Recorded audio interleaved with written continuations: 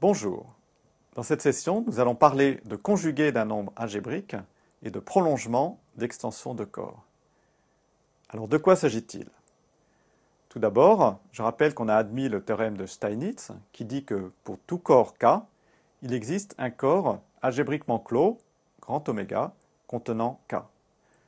Lorsque K égale Q, on peut prendre par exemple oméga égale C, le corps des complexes. Fixons donc un tel corps, grand oméga, et prenons un élément petit x de oméga algébrique sur K.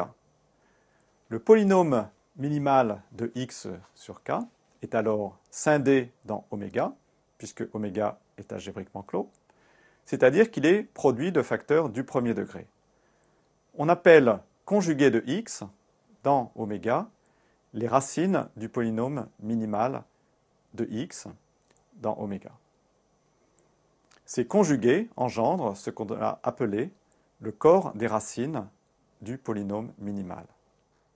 Donc, comme le nombre des racines d'un polynôme est au plus égal à son degré, on a au plus degré de P min conjugué. En caractéristique 0, de plus, le polynôme irréductible P min est à racine simple dans oméga, donc il y a exactement degré de P min conjugué. Je rappelle que le degré de P min est ce qu'on a appelé le degré de x sur K. Donc reprenons les exemples qu'on a présentés dans la session précédente. Lorsque K égale R et oméga égale C, l'ensemble des conjugués d'un nombre complexe Z est l'ensemble Z, Z bar. Lorsque K égale Q, les conjugués de racine de 2 sont racine de 2 et moins racine de 2, puisque ce sont les racines du polynôme minimal x2 moins 2. Le corps des racines est le corps Q de racine de 2. Lorsque K égale Q, toujours, les conjugués de racine cubique de 2 sont les racines du polynôme minimal x3 moins 2, toutes les racines complexes, c'est-à-dire racine cubique de 2, e puissance 2i sur 3 racine cubique de 2, et e puissance 4i sur 3 racine cubique de 2. Le corps des racines est le corps engendré sur Q par racine cubique de 2 et e puissance 2i sur 3. Toujours K égale Q, les conjugués de racine de 2 plus racine de 3 sont racine de 2 plus racine de 3, racine de 2 moins racine de 3, moins racine de 2 plus racine de 3, et moins racine de 2 moins racine de 3. Ce sont les racines du polynôme minimal qu'on avait donné dans la session précédente. Le corps des racines est donc le corps engendré sur Q par racine de 2 et racine de 3. Toujours K égale Q, les conjugués de n'importe quelle racine complexe de x5 moins x moins 2 sont les 5 racines complexes de ce polynôme. Vous pouvez maintenant tester votre compréhension de ces nouveaux concepts dans le quiz qui suit. Avant de parler de prolongement d'extension de corps, je vais expliquer ce qu'est un morphisme de corps. Donc un tel morphisme entre des corps petit k et grand K est une application petit u de k dans grand K qui envoie l'élément neutre pour la multiplication 1 indice petit k sur l'élément neutre pour la multiplication 1 indice grand K. Et de plus, il doit respecter l'addition et la multiplication, c'est-à-dire qu'on a pour tout xy dans petit k, u de x plus y égale u de x plus u de y, et u de xy égale u de x fois u de y. Une telle application est nécessairement injective. En effet, si x dans k est non nul, on peut regarder le produit u de 1 sur x fois u de x. Comme u respecte la multiplication, c'est égal à u de 1 sur x fois x, c'est-à-dire u de 1, qui est par définition égal à 1, qui est aussi par définition différent de 0. Donc cela entraîne que u de x est non nul. Cette remarque montre que le noyau du morphisme de groupe abélien U est juste l'élément neutre pour l'addition 0. Donc U est injectif. Alors U n'est pas, à strictement parler, une inclusion, mais on considérera souvent, dans cette situation, d'un morphisme de corps entre un corps petit k et un corps grand K, que grand K est une extension du corps petit k. Donc, j'en viens maintenant au théorème principal de cette session, qui est le prolongement des extensions. Alors, de quoi s'agit-il? Je pars d'une extension finie de corps, grand K sur petit k, et d'un corps algébriquement clos, oméga, contenant petit k. La conclusion du théorème est qu'il existe un morphisme de corps, grand K dans oméga, dont la restriction à k est l'extension donnée k inclus dans oméga. On dit ainsi qu'on a prolongé l'extension oméga de k à grand K. Passons maintenant à la preuve du théorème.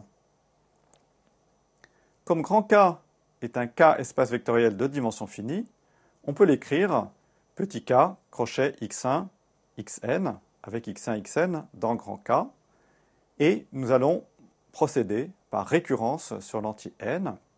Le cas n égale 0, c'est-à-dire grand K égale petit k, étant vide. Supposons donc k égale petit k x1, xn, avec n supérieur ou égal à 1. Et notons k', le sous-corps engendré par x1, xn-1. C'est un sous-corps de grand K. Par hypothèse de récurrence, on peut prolonger l'extension grand oméga de petit k à k', puisqu'on n'a que n-1 générateur. Il faut donc maintenant prolonger l'extension oméga de k' en un morphisme de corps de grand K dans oméga, sachant que grand K est maintenant égal à k' crochet xn. Posons pour simplifier x égale xn.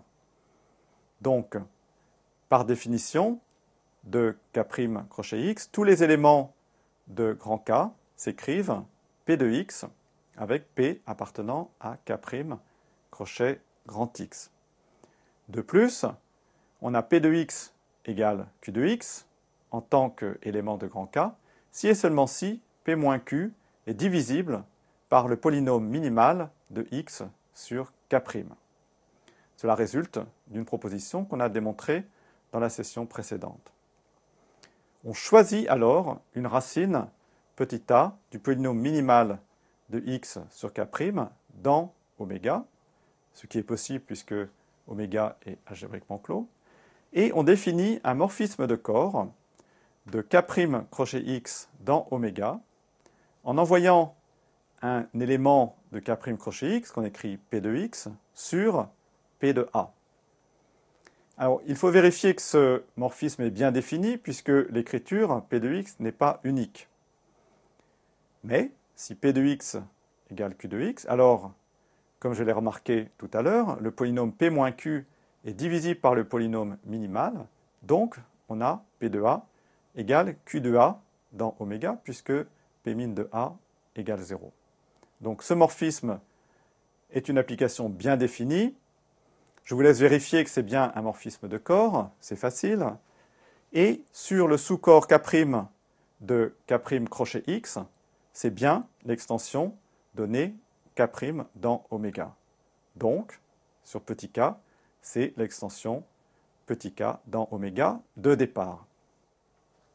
Ce morphisme satisfait donc aux propriétés demandées et ceci termine la démonstration du théorème. Alors pour finir, j'aimerais remarquer que ce prolongement n'est en général pas unique. On a vu que la démonstration faisait intervenir le choix d'une racine, quelque part.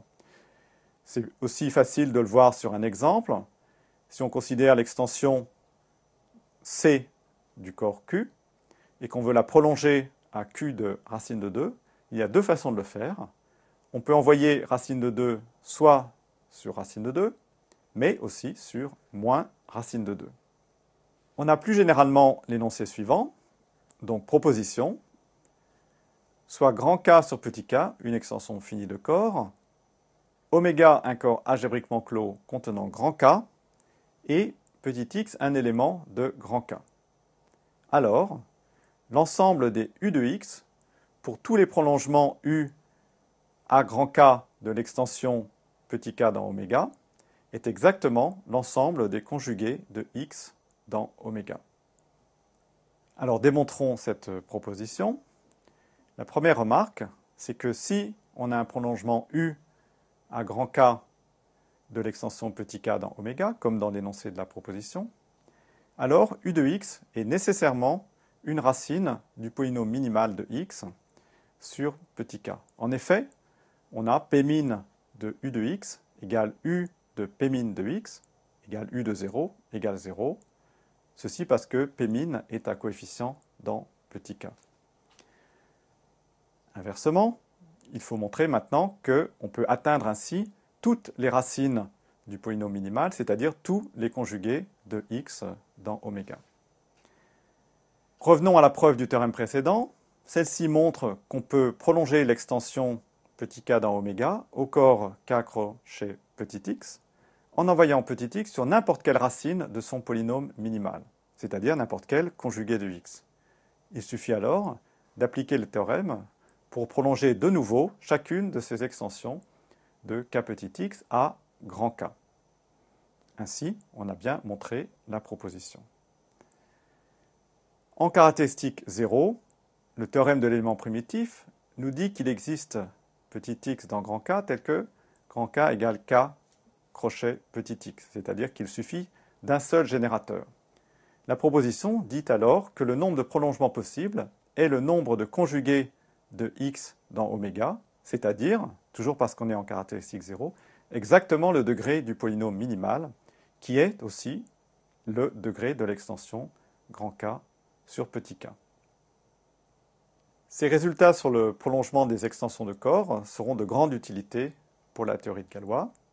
En attendant, je vous remercie de votre attention et au revoir et à bientôt.